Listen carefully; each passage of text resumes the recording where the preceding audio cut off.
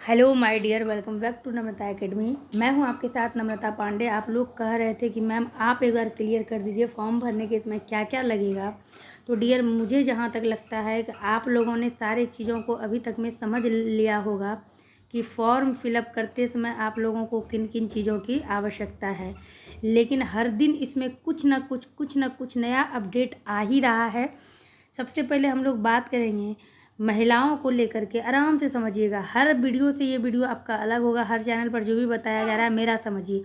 मैं सबसे पहले महिलाओं की बात करूंगी, जो भी फीमेल हैं, और वो फीमेल को जो भी आरक्षण दिया गया था, दिया गया है, था नहीं बल्कि दिया गया है। इसको ज़रा मैं छोटा कर लेती हूँ, साइड कर लेती हूँ, समझिएगा इस चीज़ को। जो भी आरक्षण क्या था आपका 35% था, जैसा कि आप लोग जानते हैं। लेकिन प्राइमरी में कितना कर दिया गया है? 50% कर दिया गया है। ध्यान से समझिएगा, 50% कर दिया गया है। लेकिन सरकार परेशानी में पड़ गई है कि सीटों की संख्या इतनी कम है, उसके साथ आप इतना आरक्षण दे करके कहाँ से आप महिला को भर्ती करिएगा। क्योंकि जो टीचर की सीटों की संख्या तो उन्होंने कम निकाला है, अभ्यर्थी बहुत ज़्यादा हो जाएंगे। तो अब देखिए इसमें क्या लोचा हुआ है। सबसे पहले आपको देना है क्या क्या, पहले वो देख लेते हैं एक बार। ये तो उन्होंने अनिवार्य कर दिया है, अनिवार्य। पहले देखिए 35% था, ये आपने समझ लिया। उसको प्राइमरी में 55% किया है। अब है इसमें आपको जो है किसके लिए क्या बनाना है और कहाँ से बनाना है। तो एक नए पेज पर आते हैं, इसको समझते हैं कि जब आप फॉर्म फिलअप करेंगे तो फॉर्म फिलअप करने के समय जो फॉर्म फिलअप करेंगे तो जो फीमेल होंगी उनको क्या क्या देना है। तो देखिएगा, ध्यान से इस चीज़ को समझिएगा। जो फीमेल हैं उनके लिए कहा गया है कि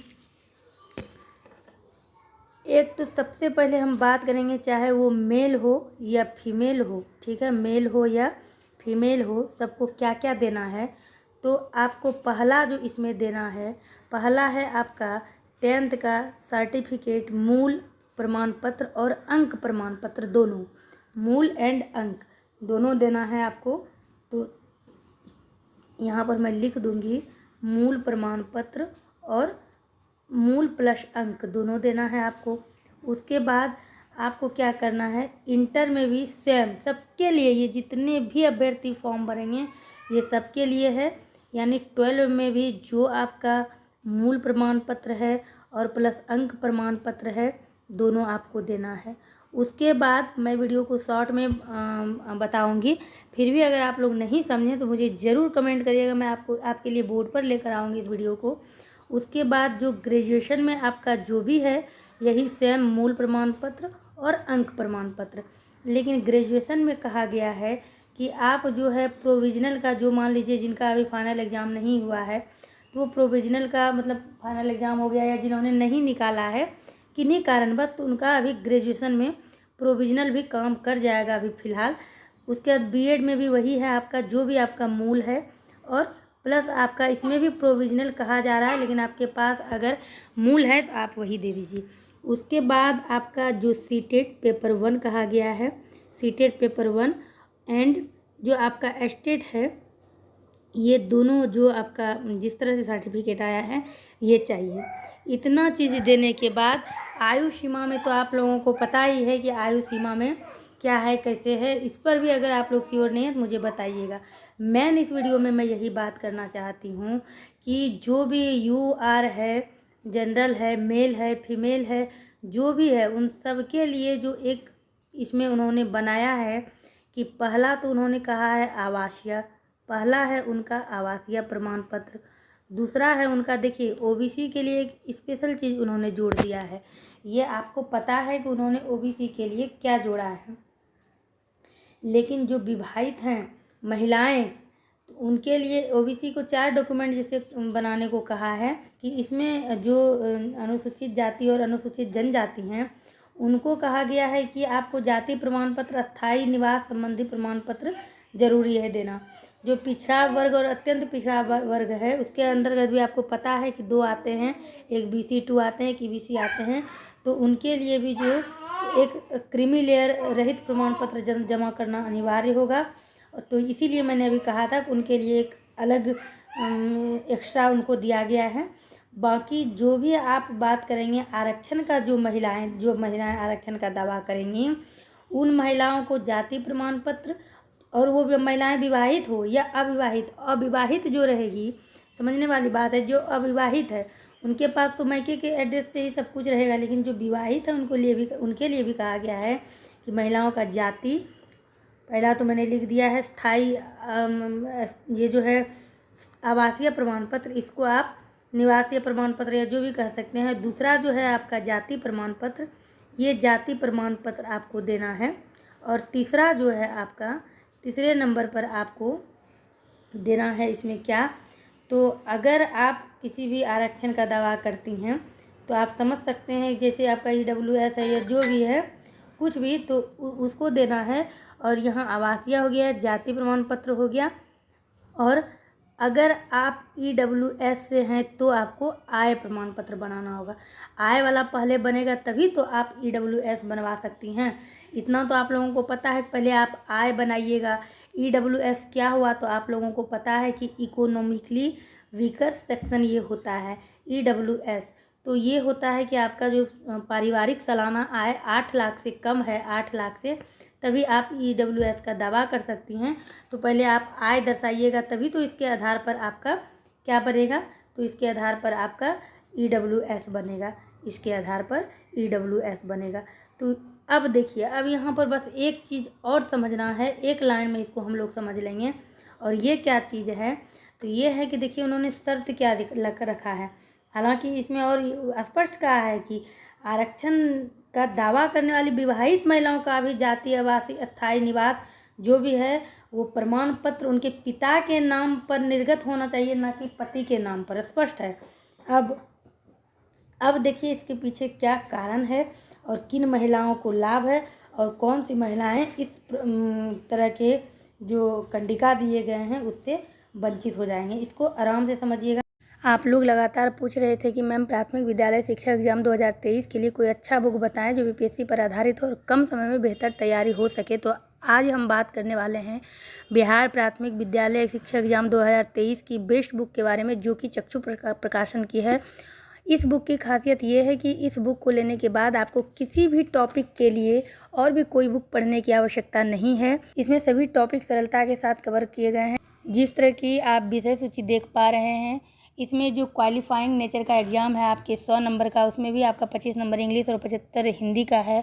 वो सारे टॉपिक आपको इसमें डिटेल में दिए गए हैं। उसमें 40 नंबर में जो आपके सामान्य अध्ययन के अंतर्गत मानसिक क्षमता परीक्षण या सामान्य अध्ययन के अंतर्गत जो भी आपका आता है, रीजनिंग है, मैथ है, जनरल साइंस है, जनरल स्टडी है, जनरल साइंस के अंतर्गत आपका जो फिजिक्स, केमिस्ट्री, बायोलॉजी है, सोशल स्टडीज़ के अंतर्गत सोशल साइंस जिसको आप कहते हैं, उसके अंतर्गत जो भी आपका हिस्ट्री, ज्योग्राफी, इकोनॉमिक्स, पॉलिटिकल है, इन सभी सब्जेक्ट को टॉपिक वाइज आपकी परीक्षा की दृष्टि से सभी महत्वपूर्ण सब्जेक्ट एंड टॉपिक को कवर किया गया है।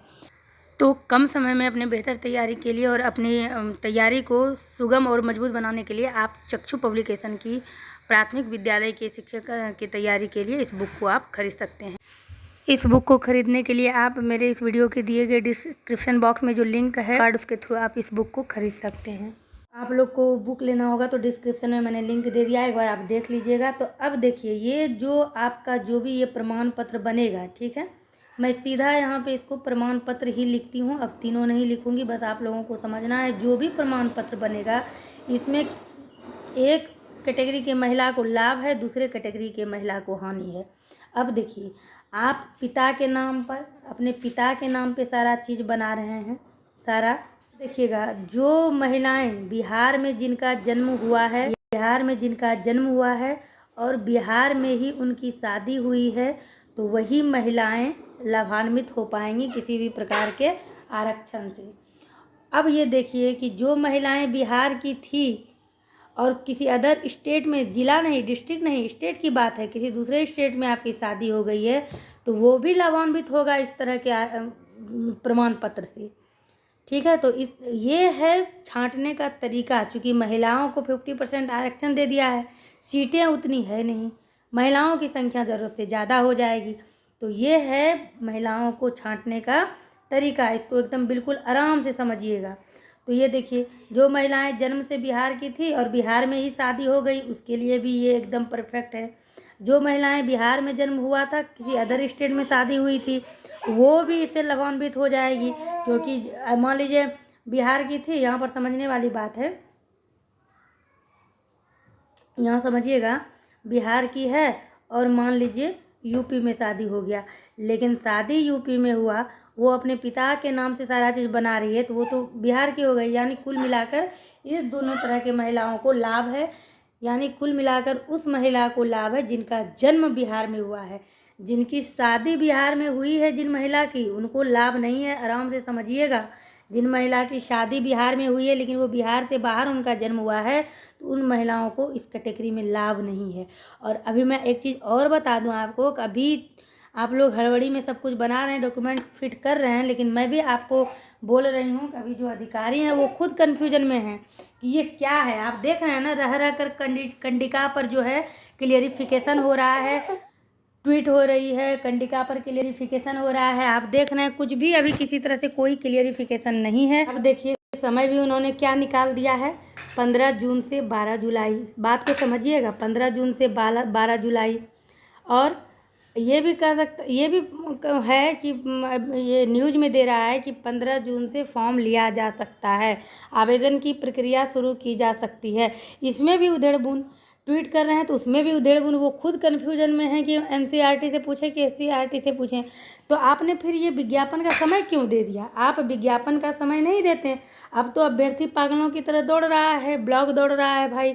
कोई ऑनलाइन कुछ करा रहा है, कोई उसमें आपने रेवेन्यू ऑफिसर का आरओ का सिग्नेचर कर दिया है। ऐसा नहीं है कि आपका आरओ सीओ जो भी ब्लॉक में, हालांकि चूँकि सब कुछ ऑनलाइन पे हो जाता है, लेकिन आप समझ सकते हैं कि जब ब्लॉक आप जाइएगा तो जाति प्रमाण पत्र तो आपका पिता के नाम पे मैके के आधार पर बन जाता है, लेकिन ये आवासीय जो है आपका, आवासीय और जो आपका आय है, ये सब में थोड़ा दिक्कत करने लगता है। लेकिन यहाँ पर इसीलिए दिक्कत नहीं करेगा क्योंकि आप अगर नोटिफिकेशन दिखाते हैं, जितने नंबर कंडिका में दिया गया है कि हमको शिक्षक के लिए यही अनिवार्य किया है, तो दिक्कत नहीं होगी। लेकिन परेशानी की ये बात है ना कि अभी वो लोग भी कन्फ्यूजन में हैं और आप दौड़ दौड़ के इन सब सारी चीज़ों को करवा लीजिएगा। तीसरी बात आती है आधार का लेकर के कि आपको आधार कार्ड में भी एड्रेस चाहिए।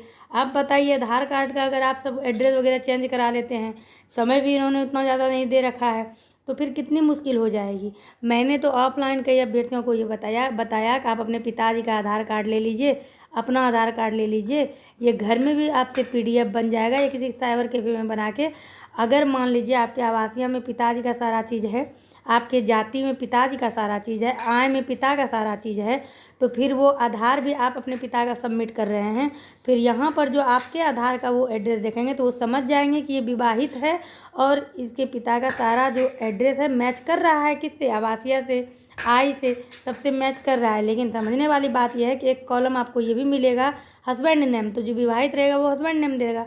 लेकिन अभी भी इसमें कन्फ्यूजन है मेरे भाई, तो थोड़ा सा तो ये मुश्किल वाली बात है। तो अब आप देखिए, यहाँ तक तो लोग सब समझ रहे हैं कि फीमेल को 30% था, 50, लेकिन अब तो कुछ ऐसे फीमेल हैं जिनकी शादी बिहार में, ऐसे बहुत हैं भाई। बिहार बड़ा राज्य है, 38 ज़िले का राज्य है, बिहार की जनसंख्या आपको पता है, सारा चीज़ पता है। तो और चूँकि आपने बिहार के ही अभ्यर्थियों को सिर्फ और सिर्फ मौका दिया है, तो अब बताइए जो किसी और राज्य से होगा या होगी ही, होगा तो नहीं, होगी ही। बिहार में तो शादी आराम से हो सकता है। अब जिनका बिहार वाले का यूपी, दिल्ली, कई दूसरे स्टेट में होता है, तो ज़रूरी थोड़ी है बिहार का बिहार में ही होगा।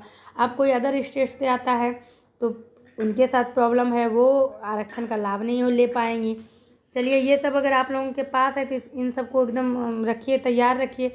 बाकी जो भी चीज़ है, जो अगर जिनका EWS है तो वो भी अपना तैयार रखिए। हालांकि अभी 2023-24 का मुश्किल हो जाएगा, लेकिन उन्होंने ये कहा है कि 2022 और 23 का भी चलेगा। तो अब देखिए, चलेगा ये तो उन्होंने कहा है, लेकिन यहाँ भी कन्फ्यूजन है। आय आप बनाइएगा पिताजी के एड्रेस पे, तो EWS कैसे आप बना लीजिएगा ससुराल के एड्रेस पे? यहाँ भी आपको दिक्कत कर रहा है। कुल मिलाकर ये कहिए कि कोई भी चैनल ये अगर आपको क्लियर कर रहा है कि ये कर लीजिए, ये कर लीजिए, मैं आपको बता रही हूँ मुश्किल अभी इसमें भी है, कन्फ्यूजन इसमें भी है। फिलहाल पढ़ने को लेकर थोड़ा सा कॉन्सेप्ट यही क्लियर है कि NCERT को पकड़िए। उम्मीद करते हैं डियर आपके लिए हेल्पफुल रहा होगा वीडियो। बने रहिएगा इस चैनल पर। मिलती हूँ मैं आपसे अपने अगले वीडियो में। अपना प्यार और सपोर्ट बनाए रखिएगा। तो परेशानी तो है, दिक्कत तो है डियर, हर तरह का इसमें कन्फ्यूजन है। तो उम्मीद करते हैं आपका कुछ भी, अब वही है ना, आज के दैनिक भास्कर को जिन्होंने लिया है, दैनिक भास्कर के पेपर में फ्रंट पेज पर देखिए क्या दिया है। अब बताइए, अगर लोग पेपर को देखता है और उसके आधार पर अगर लोग ये सब बनवाने के लिए जाए, तो मैं बता रही हूँ आपको कि लोग नहीं कुछ कर पाएंगे, नहीं बना पाएंगे। तो कन्फ्यूजन इसमें भी है डियर, कुछ इसमें क्लियर नहीं था, इसीलिए मैं इस पर वीडियो लेकर नहीं आ रही थी। अब उन्होंने कहीं कुछ कहा है, कुछ स्पष्ट कहा है कि ऑनलाइन अगर आप आवेदन पत्र में इंगित कॉलम में आरक्षण का दावा नहीं करने पर आरक्षण का लाभ आपको मिलेगा ही नहीं। मतलब इस तरह से दाव पेच फंसाया जा रहा है कि किसी तरह से दोषारोपण करके मैक्सिमम से मैक्सिमम अभ्यर्थी को निकाला जाए। महिलाओं के लिए था आरक्षण की बात, तो फीमेल के साथ ऐसा कंडीशन लागू कर दिया कि लो अब फीमेल भी परेशानी में। तो डियर, उम्मीद करते हैं ये वीडियो आपके लिए हेल्पफुल तो रहा होगा, लेकिन सॉल्यूशन कुछ भी नहीं निकला। ये मैंने बनाया है, लेकिन फिर भी मैं ये कह रही हूँ इसमें कोई सॉल्यूशन नहीं है। तो मैं नम्रता पांडे आपसे आज लेती हूँ विदा। मिलती हूँ मैं आपसे अपने अगले वीडियो में। बने रहिएगा इस चैनल पर जानकारी के लिए, क्योंकि मैं सही जानकारी देती हूँ। जो कन्फ्यूजन रहता है उस पर मैं कोई टॉपिक लाती नहीं हूँ, लेकिन आप लोगों के कमेंट को देखकर फिर मन करता है कि नहीं टॉपिक लाना चाहिए। तो मैं अगले टॉपिक में मिलती हूँ आपसे। बने रहिएगा इस चैनल पर। बाय बाय डियर, अपना ध्यान रखिएगा, लाइक कमेंट ज़रूर करिएगा, शेयर भी करिएगा। मिलती हूँ मैं आपसे अपने अगले वीडियो में।